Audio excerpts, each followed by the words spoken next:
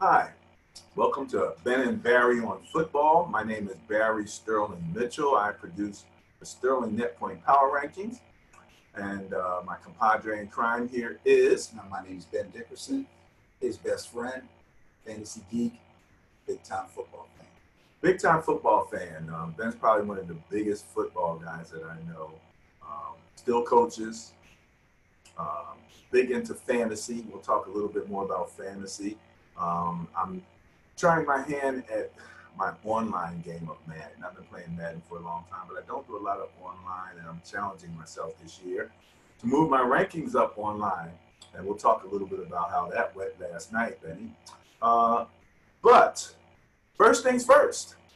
First things first, we are going to go through the net point rankings. Ben and Barry on football.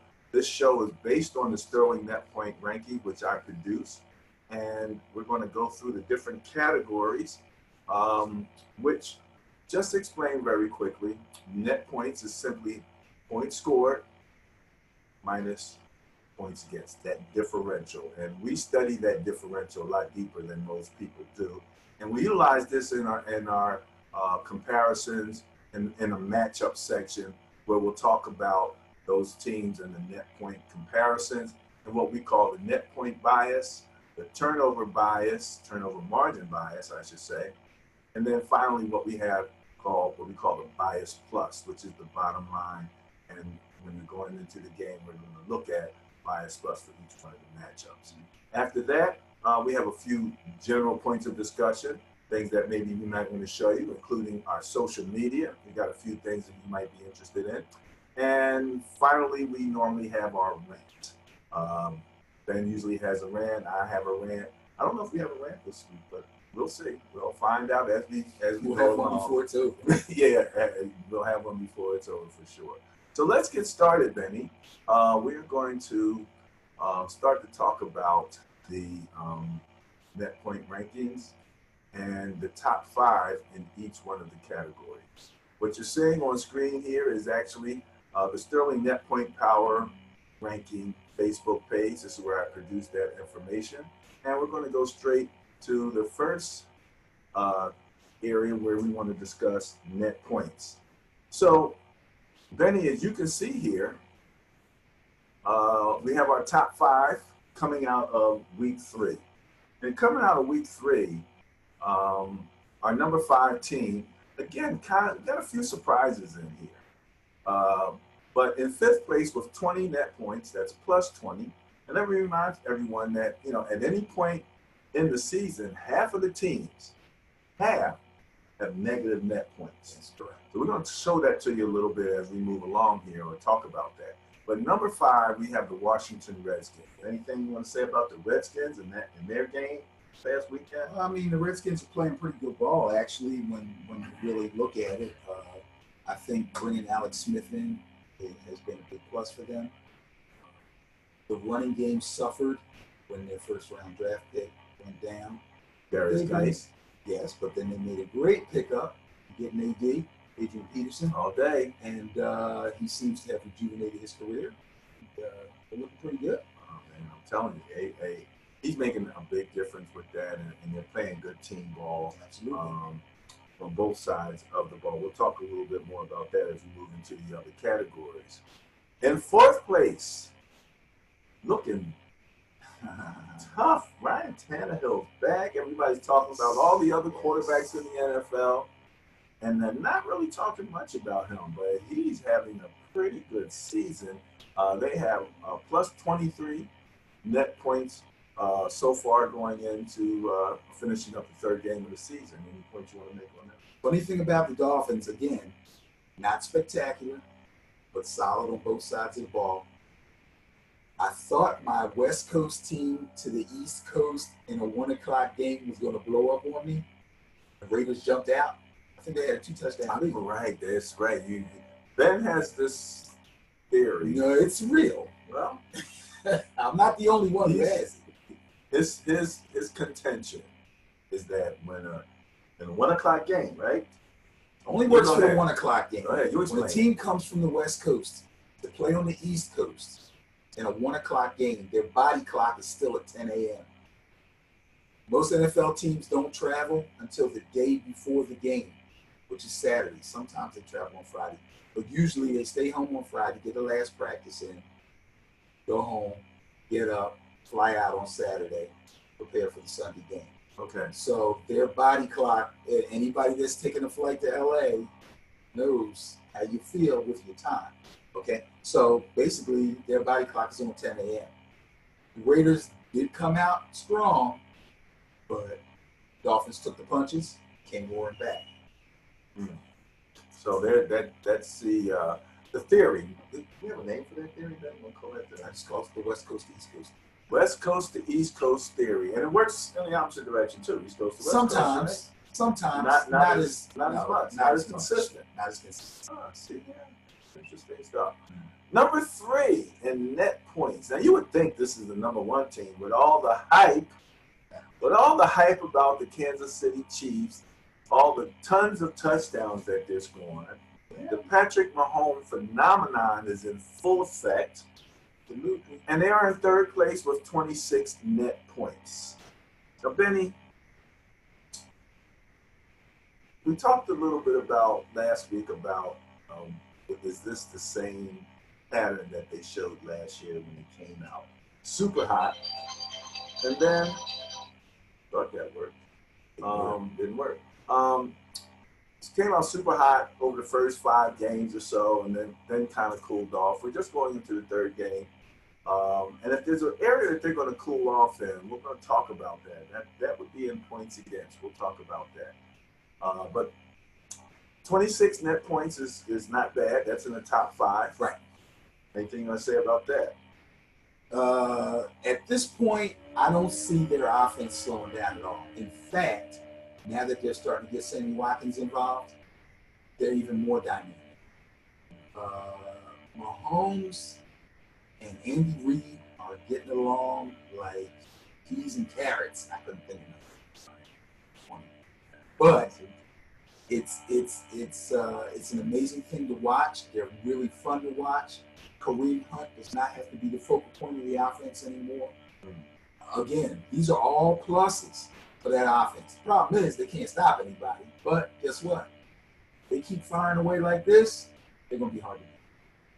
Well, one team that we question whether they're going to be hard to beat or not because of the way they came out week 1 and put the shellacking on the Bills. Then that question went to the side as soon as they came on the next week, the Falcons, and got shellacked, right? But they're still there. The Baltimore Ravens are still there. They're in 2nd place with plus 46 points. And the thing about the Ravens, which we'll see as we move into some of the next areas, points against, points for, etc., they're balanced. They're not one of those teams with a lot of offense and a little bit of defense. They're pretty balanced. There's a thing, I went to see a movie a long time ago called Katsi. And it's a Hopi Indian word for life out of balance. Okay. And I see that in the NFL. Is it Hopi or Hopi? I think it's Hopi. Keep Hopi alive. Yeah, that was going to do it. Baltimore Ravens with plus 46. Now, the LA Rams are firmly in 1st place. And I don't care what kind of rankings that you look at. Most other rankings are opinion. But we're just ranking them based on what they actually did relative to net points. And like we always say, when we compare this to finance, your net worth, for example. So if you could be, could have a $1 million in assets. Mm-hmm.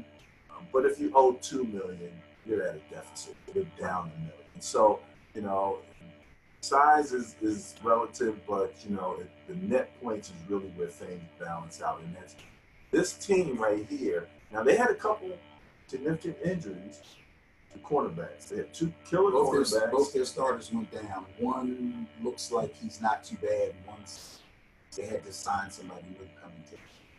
Yeah. And the guy that they brought in, I forget his name, but they were saying he had been out of football for a couple years. Sam Shields. Played corner for Green Bay Packers, won a Super Bowl with the Green Bay Packers, had some concussion issues. He was at the UCLA Medical Center for like at least like a 6-month stint where they were running through a bunch of tests and exercises and studying him. And he seems to be, well, he doesn't seem to be, he's cleared to play football again. And that's what he wishes to do, and he's been picked up. And he's going to play on Sunday. A guy who had concussion issues, Yes. went away, got treated, Yeah. and then came back. That's correct. Now, when they examine the brains of people who've had concussion issues that have passed away, they find all of this. That's the only way they can find CTE is after they're gone. You cannot be tested, or the test that they use to discover CTE can't be done on a live person. So it seems as if whatever that they're seeing once you're gone, Right. can you go to therapy and eliminate that stuff, or is that still in your brain? This is an ongoing thing, man. This is something that they're still working on. They're trying to make a connection between the studies that they're doing on a live person like they did with him and what they find when they actually go in and study the brain of the person who's passed away. There has to be a connection somewhere. I think that's what they're looking for. So they can make a preemptive strike, you know what I'm saying, so to speak, before whatever really develops into the CTE gets going. If they can say, you know what, this person has CTE, but of course, you know what, that's not going to work unless other guys allow them to do the things that Sam Shield did. Sam Shields. Well, you know he was skilled. You know he had, some talent.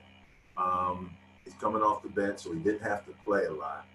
And he got a contract. And I just think that's interesting because you got so many people who are, attempting to protect the players from themselves. And here's a guy who had a concussion issue and voluntarily came back. That paycheck, is amazing. I mean, to make you to do that. But that's legacy for a lot of people. I mean, if his family is going to be taken care of forever or whatever, and he's willing to take that risk, I just think that's something that people have to remember. These guys know the risk. They even talked about that, even as far as the quarterback. We'll talk about the quarterback controversy, but they talked a little bit about how one of the measurements for quarterback was their ability to take punishment. So your boy Eli, Giants fan here, Eli Manning is known to be an Iron Man. He takes punishment. I mean, he might have had a funny looking name last week. But the thing with Eli is he doesn't take punishment. Well, he doesn't get hurt. He'll take some punishment. He absolutely doesn't get hurt. Yeah. And I'm not saying he hasn't had his share of licks, but he's not Ben Roethlisberger. He's not going to stand there and let people hammer on him and hang on him. He's going to throw the ball and he's going to go down. And some people might not like that, but every Sunday he shows up. The thing also I want to mention real quick, I just want to do a quick rundown for people. We're getting ready to finish up the first quarter of the season. And we talk about the first quarter as the second preseason. So teams now are beginning to really pull their game together, know what they have, and find their own personality. But there's some teams who are still struggling to do that. And the bottom seven actually, in net points, you've got your Arizona Cardinals at 32 with minus 54 net points. So that's giving you a relative idea about where the losing teams are and relative to net points. So the LA Rams are in first place with plus 66. The Arizona Cardinals are in last place with minus 54. The Bills, second to last, they're in 31st place with minus 34. The Raiders, minus 29. It's Fort Gruden with minus 29 net points there. The Patriots, number 29 in net points with minus 20. Who would have thunk it? Who would have thunk it? The Detroit Lions, we know they struggled, minus 18. My beloved Francisco 49ers. And 27th place with minus 16. And the Texans with -15. So, boy, Deshaun Watson is learning some lessons in the NFL, isn't he? Yeah, well, you know, we've seen rookie quarterbacks come in, have success right away, and then second year gets a little bit tougher. Their defense is not what it was supposed to be or the way people were thinking it was going to be. I think there's room for development, though, and that they'll get better. I think maybe they got some scheme issues. Anytime J.J. Watt, I mean, I watched most of the game and barely heard Clowney's name mentioned. Yeah. That's not good. That's really not good. That's not good. So, of these bottom five, I want to say real quick, Arizona, and I don't want to put the kibosh on anybody this early. I learned very quickly from Buffalo not to do that. But they got a lot of weaknesses, man. They got a lot of weaknesses. This is going to be very hard for them. They can only hope that the rookie quarterback can get them moving a little bit. The Buffalo Bills, and I've been saying, what does that say about the Buffalo Bills and how bad they are? And they turn around and they beat Minnesota. In Minnesota with the biggest bias going against them. They had the largest bias last week, and they took them boys down. One thing I will say real quick, though, Cardinals, Bills. I guess what I was saying was there's hope for the Bills. I don't think there's any hope for the Cardinals. The Raiders are a mess, but there's hope for them. And, of course, there's hope for the Patriots. And there's hope for the Lions also, just because they got Matt Stafford and they got great wide receivers. Again, just my point simply is it's interesting how the net point changed with the change of the quarterbacks. And we have a new flow. We have a lot of rookie quarterbacks that are getting some playing time. Yes, we do. We'll talk maybe a little bit more about that at some point. But, wow, I mean, they're coming in. And I was wondering when the coach sent Josh, which Josh is this, Allen? Yeah. Okay. Into the game. You're talking about the Cardinals. Right. Late in the game, they're down. It's, win or die or score or die type situation. You take your starter out, you put this rookie guy in. And I'm wondering, was this guy watching Baker Mayfield video and he's thinking, maybe I can just change the chemistry, make that one change. And that's because it happened with the Browns. I mean, they brought Baker Mayfield in and it seemed like a different team. They were just operating at a whole nother level. So I wondered if he thought about that and said, well, let me just throw him out there and see what we can do. I mean, you think about the Bills, that was a second string quarterback. Yeah. That's Rosen. That's Rosen. Okay. That's Josh Rosen. Josh Allen is with the Bills. Yes. So, that's what happened with Josh Allen. He looks to be the more dynamic of the two. I mean, he's hurdling people and stuff. But but from what I hear about Rosen, he's a really intelligent guy. Picked up the offense.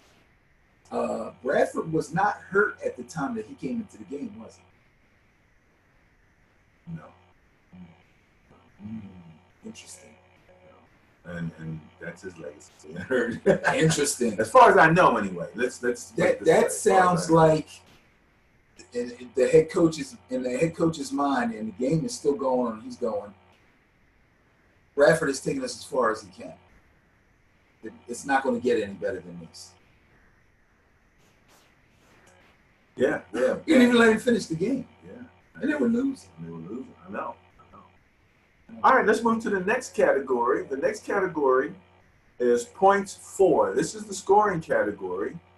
And see if we can get this resumed. Oh, there it is. Yeah. So let's resume this share. And people can see. Wow, look at those teams there. That's what you watch television for. That's why you watch the games. Yeah. See this. T in Tampa Bay is missing, but we know who that is. So let's start with number 5. There again, we talked about the balance with the Baltimore Ravens. They're in the top 5 in points scored. Number 4, the Tampa Bay Buccaneers. They put up 102 points. They're actually tied with the Rams. It's at magic. 102 points. The Magic was looking a little. It was a little up and down, but he won me a fantasy game, and let me tell you something. I'm texting somebody during the game. And I'm going Fitz Magic with a happy face. Then I'm going Fitz Tragic. He's throwing picks all over the place. And then I'm going Fitz Track Star. He had a big run. And he had a big run for a first down. And I'm going crazy. You got all the Fitz. Oh, my all the God. Fitz Yeah, I'm going Fitz crazy. Well, he brought him back pretty Yeah. close, in that second half. And let's face it, we're going to see this in the matchups that if you can pressure him, and he'll make the kind of mistakes that the defense needs. But burn you too. We'll talk about who he got to deal with in the upcoming game. So that's Tampa Bay, and in third place we have the LA Rams. Again, they're in first place with net points. They put up 102. The New Orleans Saints, again, with 104 points scored. Okay, these are points for. And in strong first place, your Kansas City Chiefs, they put up 118 points. Any conversation on that at this particular point? Just real quick, we talked about Kansas City already. New Orleans, classic Saints-Falcons matchup. You always, the scoreboard's always lit up on that one. But that going Drew Brees, man, I'm telling you, that dude gets it done. Man. He spun two guys and gets into the end zone. I mean, yeah. Well, you may not ever see that again. But that was the perfect call at the perfect time. And I made a note. We talked. I wanted to say, relative to running quarterbacks, at some point we're going to get back into this because I have all types of theories and things about running quarterbacks in the NFL. And there's a lot of quarterbacks doing a lot of running around. But all of a sudden, I saw the Saints, okay, with your classic Drew Brees drop back, move the ball, et cetera, et cetera. And I see this guy take off up the middle, and I'm thinking, boy, Drew Brees looks fast. And I'm like, oh, that's not Drew Brees. That's Jason Hill. And, so the Saints, like Kansas City and like a number of the other teams, are willing to go outside the box a little bit offensively nowadays to get some things done. And they got a few rabbits that they're pulling out of the hat here, like Jason Hill. Copycat league. The copycat league, you search your roster for guys that are versatile so that you can do the Philly specials. How many variations of the Philly special have we seen already this season? Yeah, a couple. At least 3, Okay. So, that's you. If you have a 53-man roster and you're trying to get the best out of every single guy, find a Jason Hill on your roster. There's a reason why they kept him. Multi-talented, and you draw stuff up for guys like that. And that's what they did. And in this top 5, you got to give Tampa Bay some additional credit. They're the only team working with a second-string quarterback. That is correct. Yeah. And we have Jameis Winston. Yes, he's back in the building. He's back in the building this week. But if they're smart, and I know I've heard some guys on television saying they should ride the hot hand and Fitzpatrick is the hot hand. Okay, you could look at it that way. You also got to look at it like Jameis hasn't played a football game in like a month. Okay? He hasn't been at the facility. He played the preseason, right? Yes. Okay. He hasn't been at the facility. He has not practiced. When you're suspended, you can't show up to work. You got to stay home. He hasn't practiced with the ones. He hasn't played a game. He hasn't been hit. He hasn't run a pass unless he did it out in the backyard with some kids in the neighborhood. Okay? You can't just stick him right back in there. And especially a guy like him who's known for making big mistakes. And he's never had 400 games, 400-yard passing games in a row, ever. There you go. Well, to me, those are the obvious things. Well, not only is Fitzpatrick hot, but he's doing things that Jameis has never done. Right. Now, you could look at it. The flip side of that is, okay, we finally got the weapons that we brought in here to put around Jameis. Everything is in place, and we're clicking now. He should be able to do the same things Fitzpatrick can do. And that may happen. But right now, he's going to have to get him in. At least 1 week of practice. Let me mentioned, again, we talked about the Baltimore Ravens being in the top 5, right? Kansas City Chiefs, number 1, scoring-wise. Took a look at them because they're not in the top 5 in our next category, points against. Far from it. As a matter of fact, they're in the bottom 5. They're in the bottom. Let me say, 3. they're in the bottom 3. They're number 30 defense, having given up 92 points. Now, that's as compared to the number 1 team, and we'll talk about who they are, but they only gave up 36 points. Let me ask a question real quick. Kansas City Chiefs, are they undefeated? Yep. In the bottom 3 in points against. Yep. You want to know how good that offense is? That should tell you. You want to know if that offense if that team can continue to win with this particular type of mix? Stay tuned. Stay tuned. The New Orleans Saints in that next category, points against. Took a look at them real quick because they're in second place in scoring. How about dead last? Dead last. 32nd in the league, giving up 103 points. Dead last. And I said to you last week, and you refuted me, and now I hear the experts on TV saying, this looks like the Saints prior to 2017, the 2016 Saints, 2015 Saints. This was the MO that they had. They're coming back. I'm telling you, they're going to get better. This guy has faith in the Saints' defense. They're going to get better. And, man, look, let me tell you something. They're going to get better. We'll see. We'll see about that. We're going to go to the next category, which is going to be points against. And let's face it, defense is so important. Number 5 in defense, the Baltimore Ravens, they've given up 51 points. And again, that's what you call balance. They're number 5 in scoring and number 5 in defense, which put them at number 2 in net points. So that's how they're staying up there. Balanced attack. Balanced attack, on both sides of the ball. And, I think they're going to continue to be there. They got some big games coming up where we'll really get a chance to see what they are. The Tennessee Titans in the top 5 at number 4 with 50 points allowed. What do you think about the Titans? This top 5, the only team I'm actually surprised to see there is the Redskins.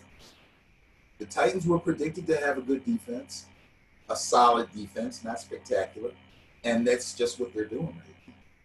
So I'm not shocked to see them there. I don't know if they can sustain it because they have some issues on offense. But speaking of issues on offense, again, I took a look at the Titans offensively, and they are ranked 30th in scoring. Yeah, so they've only put up 49 points. Yeah, ultimately that's going to kill them. But so again, you've got some extremes here with some of these teams. Offensively, they've been turning around having some of the worst defenses, and then now we've got one of the top defenses with one of the worst offenses in the league. That's true. But see, teams like Kansas City, the Chargers, and the Saints who are at the bottom of the list in points against don't have to play that much better. They'll keep winning. Okay? They got enough offense, and they can muster up enough defense to still get wins. A team like Tennessee, their offense is not going to pull that. They're going to lose games. They're going to lose 9-6. They just beat the Jaguars 9-6. They're going to win 9-6, lose 9-6, lose 14-7, 14-10. They just don't have enough on offense. Okay, all right. Well, your contention is, though, that those teams that are scoring those high numbers, they can continue to win.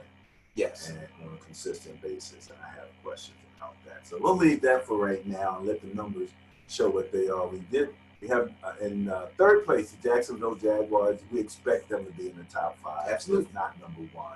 Tied, however, with the Washington Redskins at 44 points scored against them. So who would have expected that the Redskins would be number 2? I didn't expect it at all. But talk about surprises, the Dolphins are a surprise right now, but the Redskins quietly. And when you're talking about the NFC East, I mean, we were talking about the Eagles, obviously, Super Bowl championships returning, champions returning, and then we were talking about the Giants, figuring okay, the Giants got all this talent, and get their line together, which is now questionable, but kind of expected them to show. Weren't sure about the Cowboys, weren't sure about the Redskins, but when it comes to defense, here the Redskins are. Offensively, as I look down, I see the Redskins right in the middle of the pack at 17th with 64 points scored. And relative to net points, you see them, where's the Redskins at here? Oh, okay. No, they were in 5th place. So they're right at the top of net points. So that's awesome. And yeah, they've got quarterbacking going for them. They have Adrian Peterson now there. I mean, you have a good run game. Your defense gets a blow. They get a chance to get some rest, catch their and they got some players. They got a decent pass rush. They got Josh Norman. They're not terrible. They're not terrible. We'll have to see. It's going to make the NFC East is going to be very interesting. There were a lot of predictions about how it was going to finish up, and I think it's all up in the air. All up in the air. There's no clear cut. Obviously, the Eagles would be the team that most people would suspect would win the division, but it is not guaranteed. And the division games haven't really begun to happen yet. And when they do, the Cowboys play the Giants, and the Giants play the Eagles, and the Redskins play the Eagles, and the Redskins play the Giants. Boom, boom. Then things will start to become clear. As we move out of the first quarter and finish up that this 4th week, which is coming up here. Next up, we have the turnover margin, which we include in the bias. We now have a new category of bias plus, which accounts for turnovers. And in 5th place, we have the LA Rams. They have a +3 in turnover margin. In 4th place, we have the Chicago Bears with Khalil Mack. And they're in 4th place with +3 also, so they're tied with the Rams. And I'd like to just rub a little salt in the wound there as far as Khalil Mack is concerned and go all the way down to the 32nd place in turnover margin. We have the Oakland Raiders. Hey, facts is facts. Let them live. Facts are facts. You let Khalil Mack go, and now Chicago is right at the top of the turnover. That man is tearing it up. Tearing it up. 3rd place, we have a tie, and we have 2nd place, a tie with the Carolina Panthers and the Miami Dolphins with +4 in the turnover margin. Again, Miami's surprising everybody, and that's one way that you put yourself in, relative to defense in terms of points against. They're 6th. So they might not have been in the top 5, but they were right there knocking on the door with 52 points allowed so far. And even when you look at the next group of teams and the points against, I'll just mention very quickly, 6 through 10 is the Dolphins with 52, the Cowboys with 53, the Bears with 55, the Eagles with 55. All really close. And the Jets with 58. So only 6 points separating in the points against there. And the number 1 team, drum roll please, with a big margin, much less. That ain't a small margin. The Cleveland Browns were +9 in the turnover. I've been on the defensive side, bandwagon all along. The only question was what was going to happen with the offense. And now all of a sudden, they're looking like a team that where the offense is going to make a difference. So we talked about how the net points last week. The net, if you're trying to look at net points as a predictor, it's very difficult. I mean, the points are what they are. You can't account for certain things and trying to predict because, for example, it looked as if the Browns, net point-wise, okay, and if you're going with the Browns right now in terms of net points, they're 14th with plus 1 net point. But last week they were not favored, and it looked like they were going to stay true to form when they had Tyrod Taylor. But as we saw with the Eagles, a replacement at quarterback can change that net point amount. When I wrote my article last on the Eagles game, that was a really close game. I think they were only separated by I think there was a 1 point bias going last week. But those points were put there by Nick Foles. He was the quarterback, going into third game. With the first 2 games, it was Nick Foles. Now all of a sudden, Carson Wentz is the quarterback. You change your quarterback, you can change your whole net point positioning, and they did that. Not by a large margin, but we didn't expect a whole lot out of Carson, coming back from the time that he's been off. But that's what's happening. It's what happened with the Bills. You look at Josh, his name is Rosen? Allen. Josh Allen. Look at that, right? Got 2 Joshes. And man, the Bills, who were dead last in net points, all of a sudden, they're next to dead last. Next to dead last. But that's after getting spanked 2 weeks in a row. Here's the thing. You can see this falls under the eye test, Tom, okay? You can see that they were better when he came in. You could just see it. He came in, and right away, they looked better. Yeah, for sure. Same thing with the Browns. Baker Mayfield hit the field running. And, the interesting thing is you wonder, why didn't the coaches see that in the preseason? They did see it. Now I'm telling you, nobody wants to draft a quarterback, I don't care if he's 1 overall, first round or what, and stick him right in there, unless the situation is very, very critical. The mindset is, I'm going to bring him in, get him through the preseason, make sure he learns the system, see how well he runs the system in practice, see if he can handle all the checkdowns and all the audibles and everything like that. See how he is in with his film study. See how he is in the quarterback room. In the meantime, we'll let the veteran guy play until he either falls on his face or gets hurt, or the other guy is obviously just as good or better. Take a game or 2 before they can make that decision. And they didn't know. Well, they knew. They knew.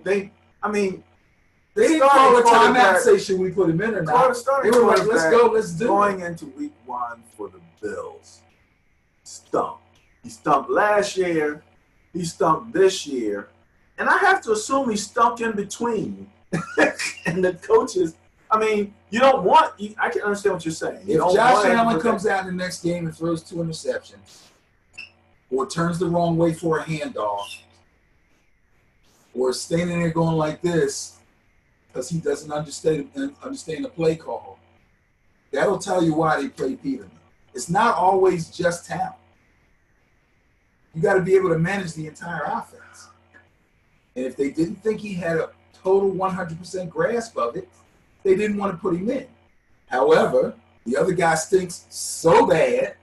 There we go. Well, you don't know he's going to stink that bad till he does it. No, he stunk last year. That's last year. And he stunk in the first game. As a matter of fact, they took him out by the second half of the first game. Exactly. So they didn't wait. So they should have known he stunk. No, you don't know. You don't know that. You don't know that until it goes on the field and he does it. All right. Here we go. So, by the way, we weren't supposed to be talking about turnovers. I just wanted to mention that the Cleveland Browns at this point after 3 games have 6 fumble recoveries and 5 interceptions. That's why they're number 1 in turnovers. That's good. They got guys on the line. They got talent on the line. They got talent. And this is turnover margin. Is that correct? Yes. So yes. So that includes the turnovers that they gave up. Right. This is a net number. So 3, 4, 5, 6, 11. That means they've only turned the ball over twice. Well, we knew Tyrod Taylor, if there's one thing he didn't do, it was turn the ball over. And Baker Mayfield's the same way. Same that was way. something that he was having. So they've been very careful with the ball on offense. Even when they weren't scoring a whole bunch. And again, it's a new day in Cleveland, man. They got a kicker. You give the Cleveland Browns a kicker. I mean, on many of these teams, and we saw this with the Eagles, the kicker was the number one scorer on the team. You look at all the points scored by everybody else, and right at the top, having the kicker is a plus. If they had him at the beginning of the season, they might be undefeated. They might be undefeated. It's a new day in Cleveland. It's a new day. It's a new day in Cleveland. Speaking of new days, we have a new week of football coming up. Yes, sir. Let's talk about the matchups that are coming up this week. All right. Thursday night football is going to kick the week off. The first really good matchup on a Thursday night in a long time. Well, we shall see. Oh, yeah. I don't know how it's going to turn out. We'll see. But going into usually I look at the Thursday night game and I'm like, But this looks like it should be a good game. We're looking at the Minnesota Vikings visiting the LA Rams. Mm-hmm. The Vikings are 1-1-1. They rank 25th in net points with minus 13. They rank 23rd in points scored with 59. 17th on defense, having given up 72 points, and 18th in turnover margin with minus 1. So there's your Minnesota. And again, points scored 23rd. So they've got the $84 million quarterback, but the 23rd ranked scoring team in the league going in. Coming up against the LA Rams, 3-0. Ranked number 1 in net points with plus 66. Ranked 3rd in scoring with plus 102. First on defense, which is where a lot of people had the Vikings defense going into the season. They thought that they were going to be the number 1 defense. We had questions about that because we talked about that We talked about the Rams being loaded on defense. And the turnover margin, they're 5th with plus 3 in the turnover margin. So when you put all that together, the net point bias is in the Rams' favor by 79 points.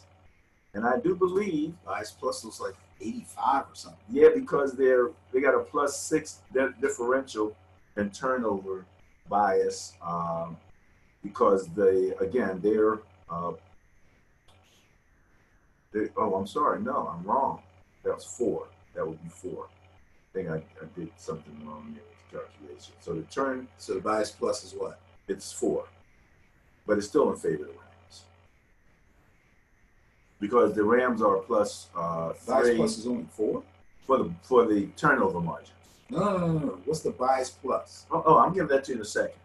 But I had to recalculate. Oh, your turnover margin is 4. Right. I had bias 6 was here, so that's wrong. So it's 4. The bias was. So you add 79 and 4. What you got? 83. So 85. Yeah, not 85. Still the largest bias plus of the weekend. Here's a funny thing, real quick. Minnesota was also involved in the game. They had the largest bias plus last week. In their favor. And they lost. Okay. So could be a little room for some irony there. I don't know what's going to happen. But again, we talked about this also. When a team jumps up 28, or in that 28-point range in the first half of a game, it changes the way the team that's down approaches the game. And sometimes they go away from their strength or go away from their game plan or whatever. But it's really difficult. I mean, obviously the Bills couldn't do it against the Ravens in week 1. The Ravens couldn't do it against the Falcons. They went down 26 points in the first half against the Falcons. They couldn't come back. They did a better job than the Bills did. But then in the third week here, the Vikings go down 28 in the first half, and they can't make that turnaround. So 28 points in one half, it's almost like a death sentence now at this particular. I mean, I have to agree with you, even though you would think that when we're talking about the Vikings playing the Bills, that something like that wouldn't happen, that the Vikings would have the wherewithal to make a comeback if anybody could. But, you know, hey, any given Sunday. That really is an applicable slogan this year. When you see how they played versus when they turn around the next weekend, they go from hero to. Yeah, they didn't just win and then lose. They looked horrible. Right, exactly. It's an against an inferior opponent, I must say. I'm sure Buffalo's going to get better. I think they're going to do a lot of good things with their new quarterback. Shady hasn't been playing, okay, but still, to the Vikings, they're an inferior opponent. The Vikings don't turn around quick. This one could be a blowout. This one could be a blowout. So let's kick off the Sunday slate here. We have the Cincinnati Bengals going into Atlanta. And let's get this straight here. Okay, so Cincinnati's 2-1. Atlanta's 1-2. Cincinnati's ranked 8th in net points with plus 12. Atlanta is ranked 10th with minus 5. So they might only be two ranking units apart, but that's a pretty wide margin in terms of net points. Cincinnati has been playing good, but again, as we said, they went up 26 on the Ravens, and Ravens weren't able. So they've had some, they played some decent football. In terms of points against, however, the Bengals are 20th. They've given up 77 points. Atlanta is 25th. They've given up 85 points. You can throw those numbers out in this one. 17th ranked Cincinnati in terms of turnover margin with -1, and 8th ranked Atlanta with +1. There's a lot of teams in the middle that pretty much were at 0. So even though that ranking is pretty far apart, the actual number is not that big of a deal. That gives a net point bias in Atlanta's favor. I don't know how I came up with that calculation. That's absolutely not correct. That would be in Cincinnati's favor by 17 points. I was really trying to do this. We're going to take, what's that little 5-hour energy drink when I'm doing these things? Oh, yeah, Yeah, that number didn't add up. And any event, so the bias is in Cincinnati's favor. So the bias is in Cincinnati's favor by 17 points. And then you go into your turnover margin with 1 and Atlanta's +1. So that's in Atlanta's favor by about 2 points. And so you would have Cincinnati at 15 points. So the bias plus is in Cincinnati's favor at 15 points. So no more 1 o'clock in the morning calculations. That's okay. I'm going to go to bed early, get up, and make sure I get these calculations right.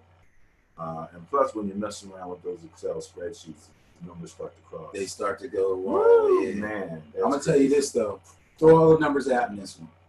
Atlanta's a different team in the Dome. Cincinnati has proven that they can score and they have a potent offense. Neither team has proven that they can really be stout on defense. I don't know if this will be as high scoring and exciting as the Atlanta-New Orleans game, but it's going to be one of those games. Okay. All right. This one's anybody's ball game. I can't call this one. I can't call it. Well, okay. But you think it's going to be you're not even sure about the scoring, though. Saying, not sure if it's going to be high. It's going to be lots of scoring. You think it's going to be lots of scoring? Because both defenses are right. That's what I'm saying. This is going to be a back and forth. I don't know if it'll be as big as the other game with the Saints, but it's going to be high scoring, and because both teams are defensively challenged. Right. Tampa Bay visiting the Chicago Bears. Tampa Bay's coming in ranked 9th in net points with +11. 4th in defense, or excuse me, scoring with 102. 29th in defense with 91 points given up, and 21st in turnover margin with -1.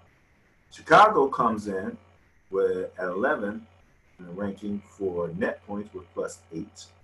18th in scoring with 63 points scored, and 8th on defense, having given up 55, and they're ranked 4th in turnover margin with 3.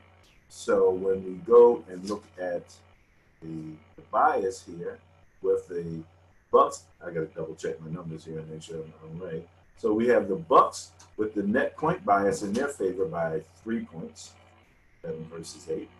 The turnover margin is in the favor of the Bears at 4. So this is one of those things where the net points favors the Bucks, the turnover margin favors the Bears by basically 1 point. So the bias plus goes Bears at 1 point. And I think I made I inferred a little earlier that one of the things that teams seemed, well, last week, it was like, Fitzmagic, let's see how he does when he's under severe pressure of that front four. That front four, you know, if you don't have to blitz all the time, you can get pressure with the front four. And when you have Khalil Mack, you can rush 4, and it's like rushing 6. He's putting that kind of pressure. Well, he's darn near impossible to block so, on a consistent basis. So this is going to be an interesting game when you've got the Bears with a bias plus of 1. And they're home.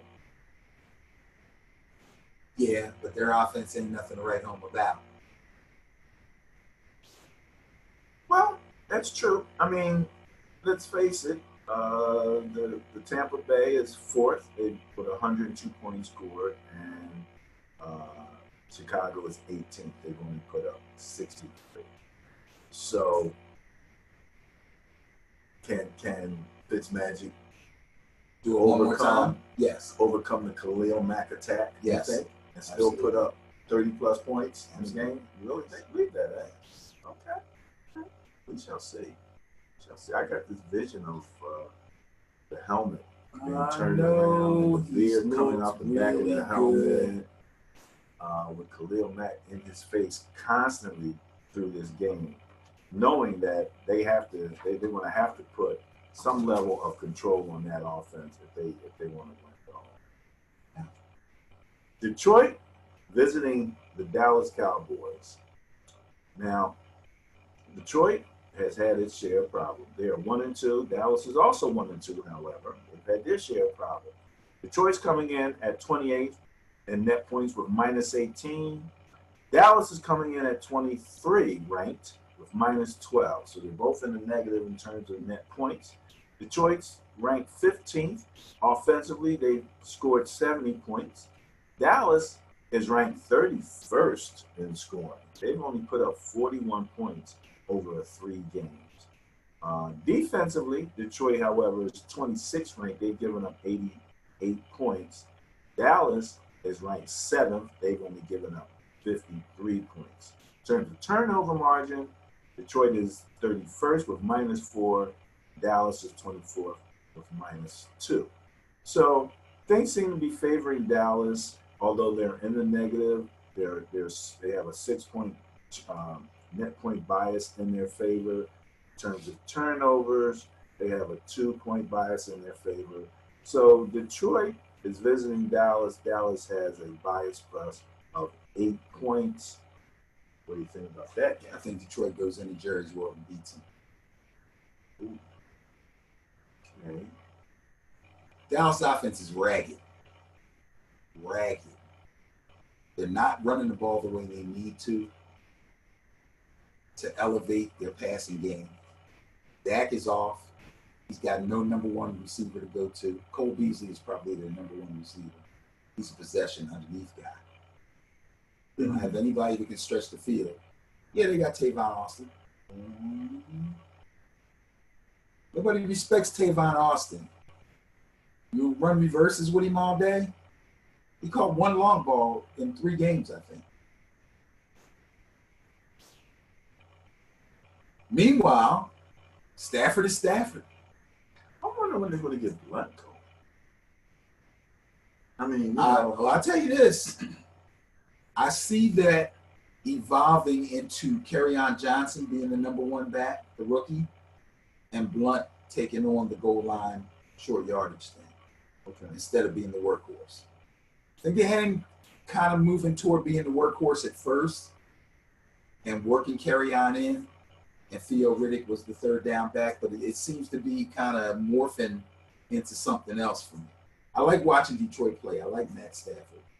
I like the way they throw the ball around, whether they have to or not. They always end up doing it. Okay. All right. Buffalo visiting Green Bay. Not cold yet, so they're not in there. No frozen tundra. No frozen tundra. No Buffalo Bills 90 feet of snow to deal with or anything like that. They're 1-2. Green Bay's 1-1. However, Buffalo's ranked 31st in net points with minus 54. Green Bay is 24th in net points with minus 13. Yeah, so they've done a better job of doing less bleeding. So the Buffalo is 24th. They've given up 84 points in points against. Green Bay, however, is 23rd. They've given up 83 points. So they ain't far off defensively from Buffalo. And we know Buffalo's taking some whoopings, man. So that's an interesting scenario. Turnover margin is both at 0. Favors the Packers. And again, I don't know where I got this. Let me see here. 41 points. I got a plus 41 for the Packers. Is that right? Yeah, that should be about right. Yep. Yeah, it's right. Yeah, that's a 41. Buffalo's minus 54. Yeah. Green Bay's minus 13. So that's correct. That's got to be right. That's okay, correct. I'll tell you this. Buffalo flew out to Minnesota, flew back home, flying back out to Green Bay. I'm not saying anything about the East Coast, West Coast thing or nothing like that. What I am saying is they will not catch the Packers sleeping the way they caught Vikings sleeping. Not going to happen. That's Green Bay's game. Buffalo's going to look like Buffalo of week 1. Okay. Philly, Tennessee. Philly's this might be a better game than people are thinking. Philly's 2-1. Tennessee's 2-1. Philly's ranked 12th with plus 4 net points. Tennessee is ranked 16th with minus 1. Real close to being right in the middle there, aren't they? Yeah, both of them. Philly's 22nd in scoring with 59 points. Tennessee is 30th with 49 points, so that's only a 10 difference there. Philly on defense is 22nd. They've given up 59 points. Tennessee is 4th. They've given up 50 points. So it's a big spread relative to the ranking location, but not relative to the actual numbers. In terms of turnover margin, however, Philly's minus 3. They're ranked 29th with minus 3 in the turnover margin. Tennessee's ranked 9th with only 1. So that means that with Philly at 4 and Tennessee at minus 1, that the net point bias is in the Eagles' favor with a 5 at 5 net points. And in terms of turnover margin, it's in Tennessee's favor.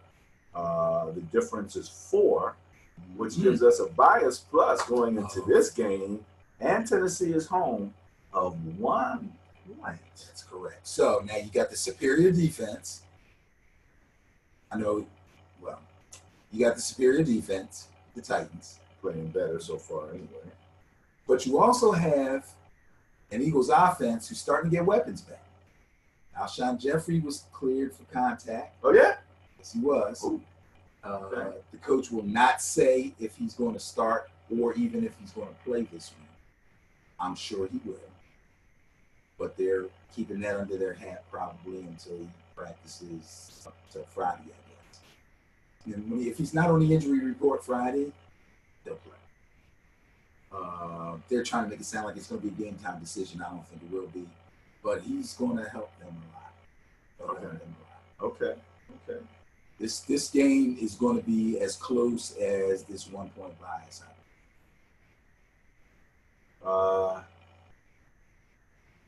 Marcus Mariota, his hand was hurt. He came in and played, although he was hurt last week. Yeah. He didn't start the game, but he did finish the game. Yes, he did. Played rather valiantly. Yes. I'm assuming he's going to start this week. Depending on practice, if he doesn't have a setback, if he doesn't bang it up against the door like I always do when I'm walking through the house, you know what I mean? He should be in, yeah. All right. They're going to need to be at their best to beat the Eagles, and they can't possibly be at their best if he's not on the field. Well, at least they're home, so that also goes in their favor. We don't know how many away games have the Eagles had this year. They had many away games. Yeah, they've been away once. 1 out of 3 games so far. Something like that. Okay. And Carson Wentz was home. Yeah, his game was at home. Opened up at home, so I know they're much more comfortable. Yeah, they were home for Atlanta, away at Tampa Bay, and back home for Indy.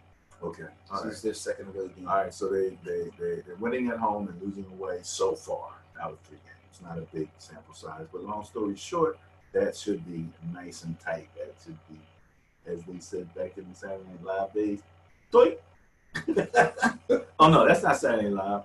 That's what's the guy who the hilarious comedian with that does the James Bond takeoff thing against Dr. Evil.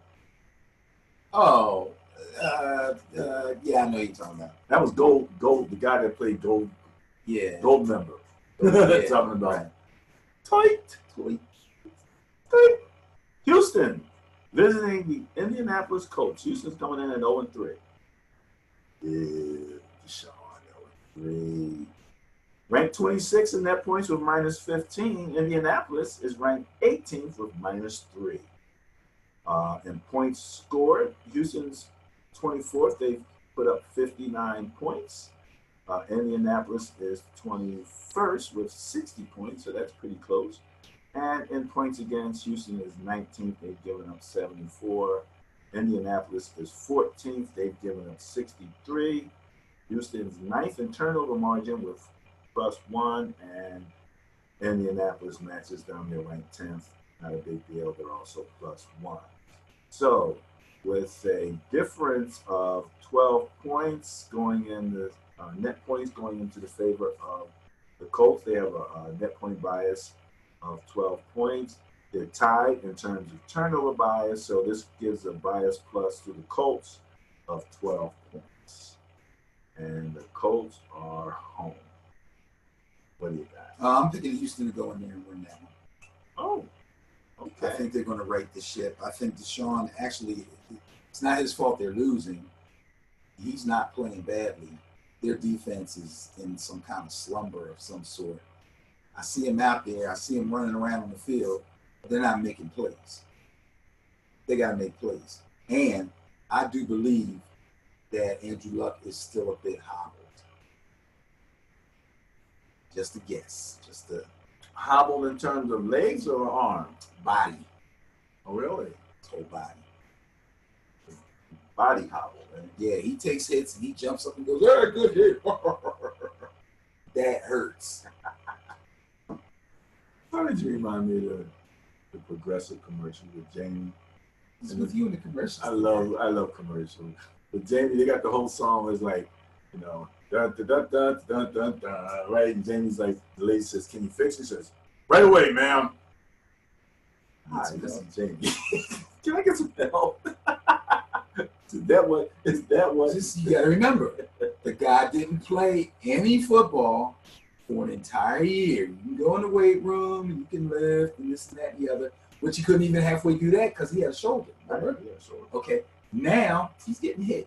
They didn't let him get touched. They said he looked jacked though in the preseason. That may be, but it's hands off of him in practice. Been hands off through the OTAs, through the whole preseason. Well, it's hands on now, baby. Those whacks are starting to add up. It's hands on now. So you think Houston If J.J. Watt and Clowney would get their act together, if they can get through there and pop him a couple of times, got no clue what's going on. Yeah, we'll find out. Miami, New England. Miami's coming in at 3-0. Strong, one of the few undefeated teams. Ranked 4th in net points with plus 23. And here comes the New England Patriots, ranked 29th in net points. Minus 20. They've got some things to do. Miami is ranked 11th in scoring with 75 points. New England's ranked 26th in scoring with 57 points. And points against, let's give it to Miami at 6th ranking with 52 points allowed. And New England at 21st with 77 points allowed. In terms of turnover margin, Miami's 2nd with plus 4. New England is 14th with breaking even at 0. That looks like a 43 net point bias in the favor of Miami, a 4-point turnover margin bias in favor of Miami. That puts Miami at a bias plus of 47 points. However, that's a big bias. And I'm understanding is that teams in the division, the Patriots, I think like the last so many games they've lost like one. Like the division teams don't go. They don't win in New England and win. That specter has been hanging over their heads for many, many years. But Miami has to feel good about themselves in the way they're playing. Quality wins. They're playing good defense, not great defense, but good defense. New England has looked really, really shaky on both sides of the ball, especially defensively. I expect them to kind of come around as the season goes on offensively. Because they got Tom Brady. They got Josh Gordon. And Edelman will be back soon. And Sonny Michel looks like he's going to take over the running back job. So they're going to develop offensively. They got to make some moves on defense, dude. This is beyond Belichick out scheming people. They can't stop nobody. But I don't want to call this a clear-cut win for Miami, and I'm kind of being a punk about this one because I like New England's offense. I really like Sonny Michel. I want to see him do well, and I want to see Josh Gordon do well. And if those guys come in and play well, you got one more week and then Edelman's back, and it's a whole different offense. So I had no idea what Gordon know how talented I was going to fit, how to work yourself in. He'll make it fit. I don't think Belichick will have any trouble making it fit. Okay. All right. So the 47-point bias plus for Miami is not going to help them. We're not going to get them through this game as far as you're concerned. I cannot say that Miami will come away with a clear-cut win. If you put a gun to my head, I'm picking New England. But we do know this. The Patriots, at least when they go to Miami, they struggle with Miami. Yeah, they've got a history of that too. They've got a history of that, so that's going to be a fun game. But by the time that game comes around, they'll be full strength, offensively. Okay. And let's just give a shout out to Ryan Tannehill, who's come back and just playing lights out right now. So this I think it's going to be a close game. Apparently, the methodology for stopping Patriots is the double or triple block, and then see what the rest of the guys can do. So, like you said, they got Edelman coming back, and potentially Josh Gordon in the lineup now, and a better running game. So, when you start to question what the rest of the team can do, we will find out. Yeah. It's going to be interesting to watch New England and see if they climb up the rankings in the point four. Okay. How about in the points against? I want to see that. Okay. We need to make some phone calls. So, the Jets against Jacksonville. That's the Jaguars. Jets, Jaguars. Jets are 1-2. Jaguars are 2-1. Jets are 6th in net points with plus 19, and Jaguars are 7th with plus 13. So we got two teams in the plus in terms of net points. In terms of point scoring, the Jets are 10th. They've put up 77 points, and they're also 10th on defense. They've given up 58 points. They're ranked 19th with -1 in the turnover margin. Balance. Jacksonville is coming in at points scored at 25th. They got to get their act together. They've only put up 57 so far. However, that third place ranking in points scored, they've only given up 44 points. They're 22nd in turnover margin, but that's not a big deal. That's also a -1. So they literally tied in terms of that. And the difference is only 6 points, but it's a net point bias in favor of the Jets. Since they tied at 0, the bias plus comes up at 6 points also in favor of the Jets. So I'm a little uneasy with thinking that the Jets are going to get past Jacksonville. What do you think? I'm more than uneasy about that. First of all, that loss to the Titans hurt them. It really hurt them. And they're beginning to understand this Jekyll Hyde thing that Blake Bortles is going through. And they realize that they need Leonard Fournette back. Now, I don't know up to this point. It's only Wednesday. I believe he was seen practicing on the side. He's got a hamstring.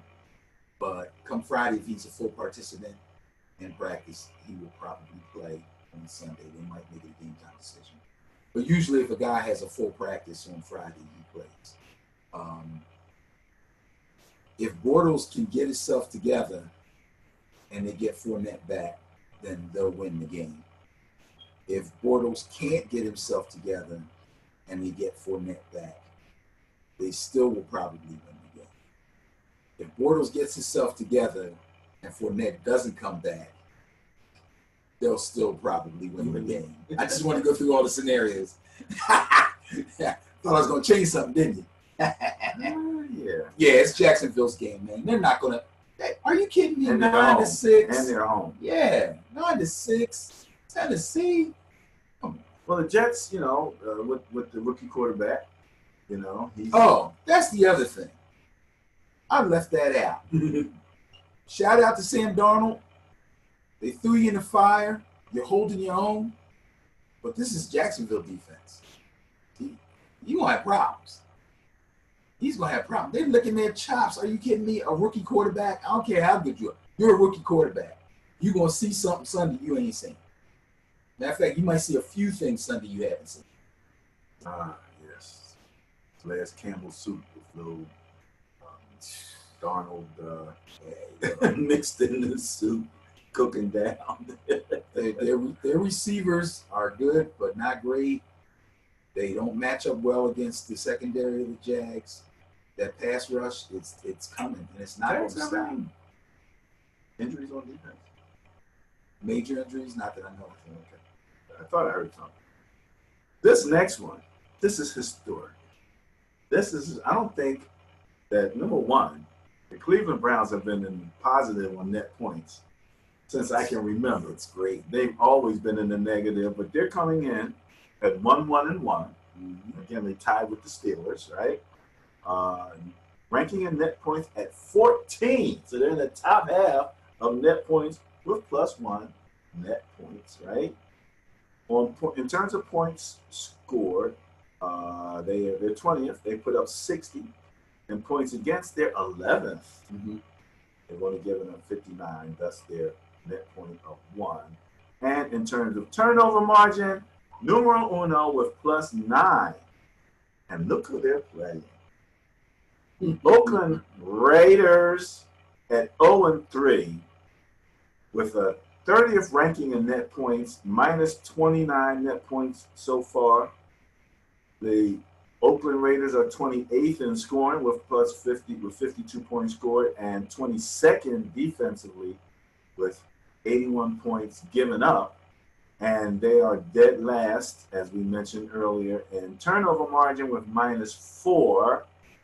So as the numbers look to me, that gives a net point bias in favor of the Cleveland Browns of 30 points and a turnover margin bias of 13 points. Can you believe a 43-point bias 13 plus? point turnover.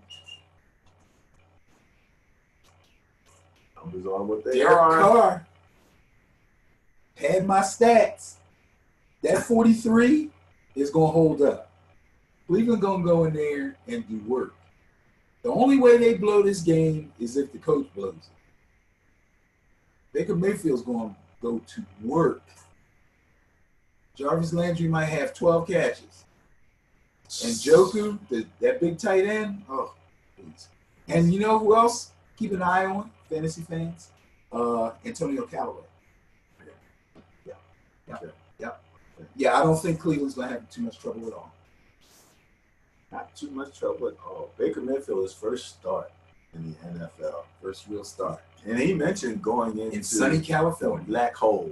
Yeah. I think he has a lot of respect for the black hole. I think him and Gruden kind of hit it off before the draft. Okay. Yeah. Yeah. I mean, he's a very mature type guy. You know, he doesn't seem, at least on the football field. I don't know about the field. So. Seattle, the Seahawks. This is a division game against the Arizona Cardinals. Seahawks are 1-2, not exactly looking. They are my sleeper team though. Arizona Cardinals at 0-3. Seattle's ranked 15th in net points. As a matter of fact, they are tied with the Browns in terms of the number, with +1 in the net point category. Isn't that interesting? Cleveland and Seattle both with +1 in the net as far as net points are concerned. They're 16th on offense with 65 points scored and 15th on defense with 64 points. That's their +1. And in terms of turnover margin, they're ranked 6th. They have +3. Arizona's 0-3, as we said. They're 32nd in net points. They are -54 in terms of net points. They're 32nd in scoring with 20 points scored. They're going to put up 20 points. It's a shame. Again, when you look at a team like the Rams, who put up 102 points, Arizona's put up 20 so far. And in terms of points against, 18th, they've given up 74 points, and in terms of turnover margin at 30th at -3. So Seahawks, net point bias, 55 points, turnover bias, 6 points in the Seahawks' favor, giving them a 61 point and the second highest bias plus of the weekend so far. Seahawks. Yes. Yes, and yes. Yes, and yes. Yes, and yes. Okie dokie. The one thing I want to say about Arizona is everybody's been talking about David Johnson and him being back and what a great player he is. But they have so many weaknesses, and their defense isn't horrible. They've been keeping scores relatively manageable. But when your best player can't get untracked, you can't win games. They threw the ball to him a little bit more, I think, this past Sunday than they did in the first couple of games. But they cannot run the ball. When you got a great back like that, and your line just can't generate enough push for this guy to find an opening and get downfield. Once he gets to the second level, he's trouble. He ain't getting there. He ain't getting there. So I don't know what they can do to figure out how to get the ball. They keep saying, oh, we got to figure out different ways to get the ball into his hands. Okay, keep figuring. Yeah, they're obviously having some big time troubles, and this is a team that, again, in the division with my Niners are having all the trouble too. So I think you're going to be looking at potentially, again, coming out of the division, the Rams, obviously, and the Seahawks. You know, just coming out of that division, especially now that the Niners are down a quarterback. Speaking of the Niners, Look who they got to go deal with. LA Chargers. You got to deal with the Chargers, man. The Chargers. That bias is kind of close. Because the Chargers haven't been exactly knocking people out the box. And we have won a game. We are 1-2. My Niners. 1-2. We are, let's see if I can. 27th ranking for net points with -16. That's compared to the Chargers. They're 22nd with -11. So offensively, the Chargers ain't exactly. Go ahead, man. Pump yourself up. I'm not pumping myself up. Finish your numbers so I can tell you who's going to win the game. Ranking points against my Niners are 27th. They've given up 89 points and 26 in turnover margin. The Chargers are 8th in scoring with 82 points scored and 31st on defense with 93 points allowed and 16 turnover margin at 0. So injuries on defense. Chargers net point bias of 5. Chargers turnover bias of 2 in their favor. Giving them a bias plus of 7 points, and they are at home. And they will win. All right. CJ Beathard, come on, baby. Come on, CJ. I'm not even going to address that. Come on, man. Come on, CJ. Skipped over my team. You can do it. You can do it. Skip my team on purpose. Oh, did we skip you to me? Okay. Oh yeah, let's see them guys. All right, let's go back there. And who we got? New Orleans. Okay, this is gonna be an interesting mix here. New Orleans is coming in at 2-1. The Giants are 1-2. New Orleans is ranked 13th in net points with +1. The Giants are ranked 20th with -7. New Orleans is second in scoring with 104 points scored. The Giants are 27th with 55 points scored. So obviously, you got two really different offensive performances in the first 3 games of the season. New Orleans, however, last on defense, giving up 103 points. The Giants, in terms of points against, 13th, much better. They've only given up 62 points. In terms of turnover margin, New Orleans is 28th. They've given up, they're -3 in turnover margin, and the Giants are 15th with 0. So, with 1 point and -7, that's an 8-point net point bias in favor of the Saints. A 3, we'll call it point turnover bias in favor of the Giants. In favor of the Giants. In favor of the Giants. The turnover bias goes to the Giants. The bias plus goes to the Saints at 5 points, and the Saints are home in the dome, right? No, they are not. Oh, no, that's right. The Saints are They're traveling. They're in the swamp. In the swamp. In the swamp, baby. They got to come up here and real grass. Real grass. Got real grass. No dome. No dome.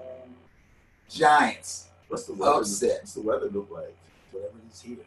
It's going to be hot and humid. Hot and humid? Maybe rain. Hot and humid at least. We're used to that in New Orleans, except for in the dome. Giants in an upset. Giants fan says Giants in an upset. Relatively high scoring game. So you think Could be a barn burner. You think the Giants are going to break out their offensive funk and put some points on the board? Offensive funk? They've only scored 55 points. Okay. They're 27. Okay. I would call that I expected, let's again, Saquon the gift Barkley, right? Got off pretty well last week, had a good game. So that's a weapon that we expect to see. So, and Odell Beckham hasn't played either. Sterling. Ingram's hurt. Sterling Shepard's just coming on. Ingram's hurt. Not playing. I don't think he's playing. Yeah. This offense is a work in progress, but will only get better. Okay.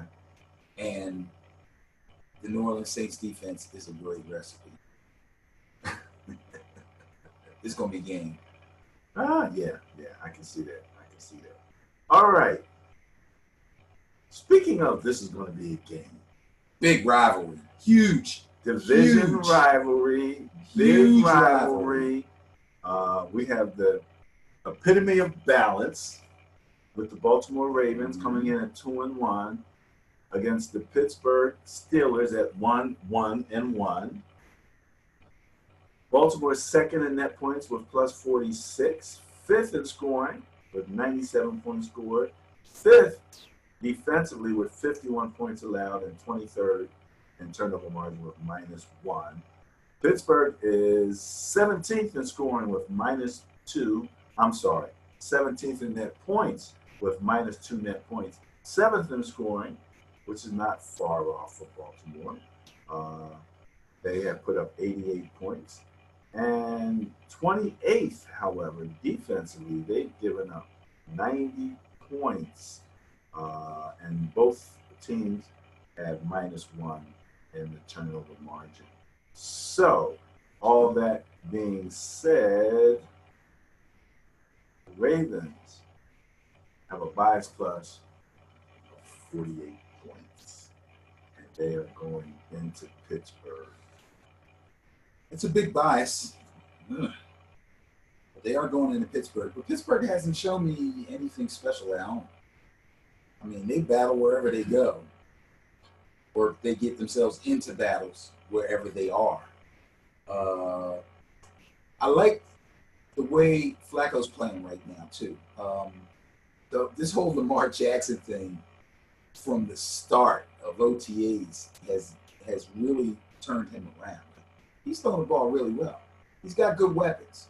That's another team where you look up and 1 minute Flacco's in there, and the next minute Lamar's in there. You know, maybe for a play into the game or two. Special plays. They're just giving teams stuff to put on film. That's all. Okay. Something to be worried about. Something extra to occupy your time and figure out how to stop when you're preparing to play. That's all. Flacco's playing really well. I can see them going into Pittsburgh and getting the win. I can't call this one. But gun to my head, I'm going to say Ravens. Balance. And again, defensively, they have been the same since Ryan Shazier left. I think that's a big thing. But they are very resilient. They will continue to battle. Some of the escapes that happened with Roethlisberger last week were amazing. So that's okay. So you got the Ravens. I'll mention that both Washington, the Redskins, and the Panthers are both on byes this week. So this is the beginning of the bye week. Yep. And Monday Night Football. The Kansas City Chiefs against the Denver Broncos. Kansas City's 3-0. Third in scoring and net points with plus 26. First in scoring with 118 points scored. 30th defensively, 92 points allowed, and 11th in turnover margin with plus 1. Denver comes in at 21st with -9 net points. They come in scoring-wise 19th with 61 points scored. 16th in defensively, 70 points allowed, and 25th in turnover margin with -2. So put that all together, it says Chiefs with a bias plus of 38 points in Chiefs' favor. Gotta go Chiefs. Denver just doesn't have enough. Yeah, that looks like firepower. Unless Denver can get a rush and actually put a rush on Patrick Mahomes and slow him down a little bit. I don't even know if that's gonna happen. Yeah. Andy Reid's got a whole bootleg rollout package built in for him, and he throws darts on the run. Guy like that's hard to corral, man. Guy like that is hard to corral, no doubt about it. So it looks like the Chiefs going in.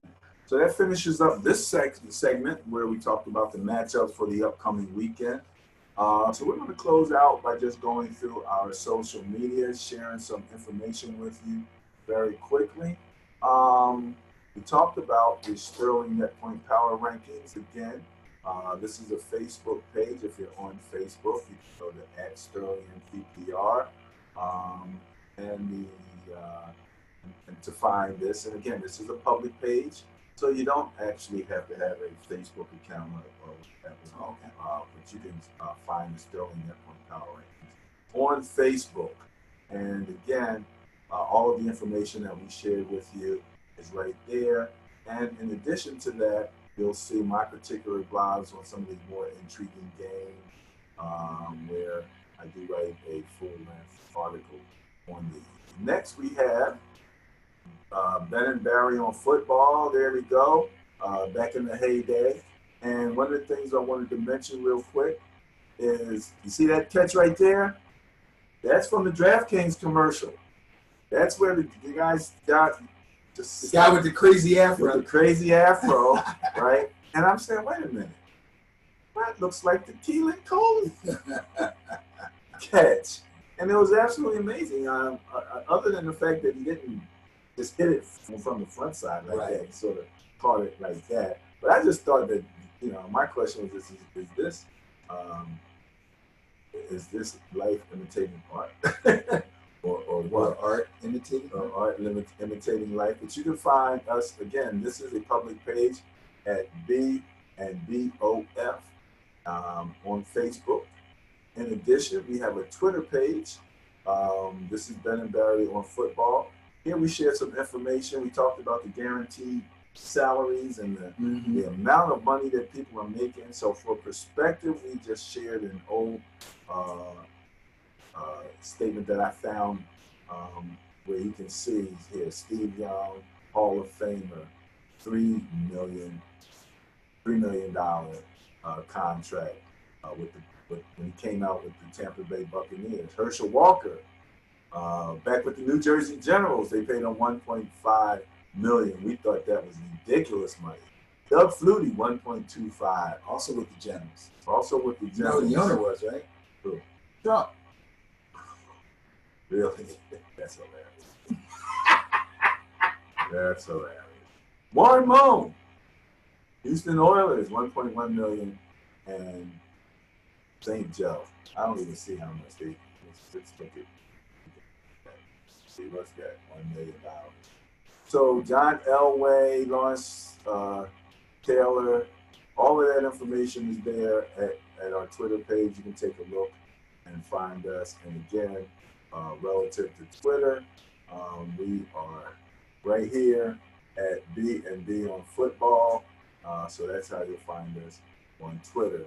And last but not least, if you go to benandbarryonfootball.com, that's benandbarryonfootball.com, it'll take you directly to our YouTube page where you'll find our previous videos. Give us a shout out. Make sure that when you get there that you hit the subscribe button and the notification bell. We only do, basically, at this point, we've been doing our videos once a week. But as we move into a higher level of production, we'll start to put out some pieces of those videos. So you'll get to see maybe smaller chunks of our videos. But again, Ben and Barry on football.com will take you directly to the YouTube page. So we'll finish up with that. All righty now. So, Ben, any last words or any rants? Yeah, I have a rant. Why is it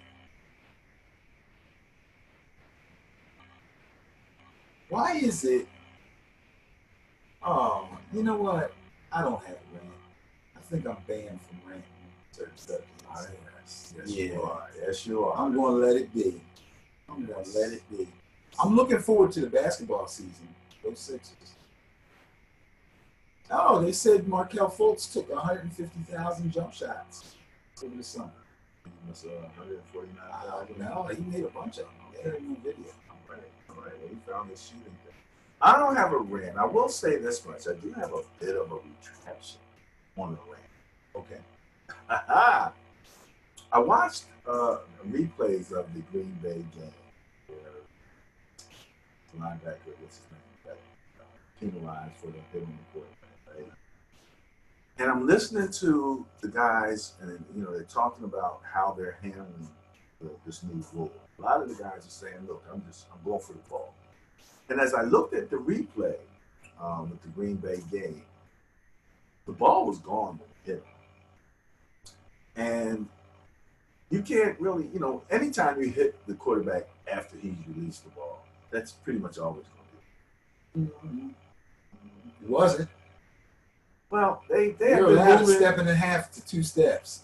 This guy's coming full speed. They were moving in that direction. But the challenge here is that his head was, everything was, the ball's coming out up here. Everything he's doing is down here. So he really, if he got there earlier, he could affect the pass. But he got there late, and we know, like, with our defensive line, they tell defensive line. He got there, when you say he got there late, he got there after the pass was started. Exactly. Okay. And so what they tell defensive linemen, if you're not going to get there, get your hands up. Am I correct? Am I correct? That's what they tell defensive linemen. He's not a lineman, he's a linebacker. But he's coming in, the pass is about to be thrown. You have an option. You can get your hands up and try to affect that pass and give up the sack, or you can just go ahead and go for the sack. And it looks like that's what he was going for. You duck under you and run. He can do all of that. But let me tell you something. If the guy's open right there, and then he starts ducking and everything, the play is broken down. It's not, the play didn't execute like you would have wanted it to. So all I'm saying is why most quarterbacks will go ahead, throw the ball, and take the hit. And they've been doing it since Little League. And if you listen to some of the interviews of the quarterbacks that are playing now and quarterbacks that have played in the past, they're all saying, we understand what they're trying to do, but we think it takes away from the game a little bit. Quarterbacks are saying it. Quarterbacks are saying it. Doug Peterson said it this morning. And you get that Kurt feeling. Warner said it. You get that feeling, and I understand it. I don't know, how much that's going to affect this new norm. But I think that if you are coming in on the quarterback, you now have to kind of make a decision. Am I going to go for the tackle, or am I going to try to affect the ball? And Khalil Mack said he's going to affect the ball. I'm hearing not more players saying they're going to try to affect the ball and avoid that penalty, because those penalties have been killed, especially on turnover downs, 3rd down, 4th down, and all of a sudden that flag comes out and that offense has new life because you were insistent on hitting the quarterback and trying to get him to the ground. Punishing the quarterback as a part of the strategy is not. They keep stats on hits. Okay, I know they do. But so that's out the window. Well, that's what I'm saying. Under the new rules, those stats are going to be affected. I saw quarterbacks in other games get hit after they threw the ball and there wasn't a penalty. Well, this is part of the consistency that they're going to have to come up with. But I just thought in that particular case, he was a little late, and I was really on his side. I was really, on the side of the Packers and saying that hit. So saying the call was egregious. I didn't think the call was as egregious when I saw the replay. And now that I'm listening to other players who are rushing the quarterback saying, this is what I'm going to do technique-wise. Well, they have to try to do something. They have to try. That doesn't change what happened, though. What do you mean? Doesn't change what happened? That doesn't. Are you okay? Maybe I should let you finish your point. It sounds like you're saying, now that I hear other players saying this is what I'm going to do, then you're saying Clay Matthews. They've opened my eyes to the fact that Clay Matthews could have done something else. Therefore, the penalty was okay. No, I'm not saying the penalty was necessarily okay, but I'm saying that the tactic of hitting the quarterback for the sake of hitting the quarterback is going to start to become detrimental in such a way that it's really going to affect the outcome of games. And so as that penalty now and that rule is being enforced, these guys are just going to have to make some changes in the way they approach it. And why not try to affect the pass? We talked last week and said, okay, we might see a lot of arms getting pulled out the socket, something like that. But You know, if concussions is the number one thing to worry about, and if protecting the quarterback is the number one thing to worry about, the defense has to worry about trying to affect that pass.